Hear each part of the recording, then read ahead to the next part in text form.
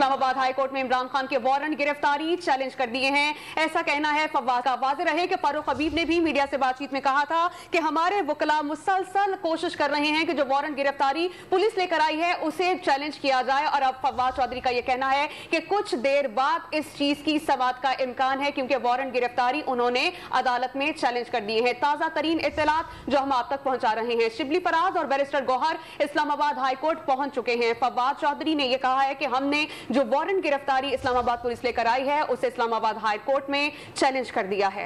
आपको बताएं कि इस्लामाबाद हाई कोर्ट में इमरान खान के वारंट गिरफ्तारी चैलेंज कर दिए गए हैं। ऐसा कहना है फवाद चौधरी का। कुछ देर बाद समाअत का इम्कान है। फवाद चौधरी ने ऐसा कहा है। फारूक हबीब ने भी मीडिया से गुफ्तगू की थी और उन्होंने कहा था कि इसको हम चैलेंज करेंगे। Shibli Faraz, barrister Gohar Islamabad high court पहुंच चुके हैं। ऐसा कहना है फवाद चौधरी का।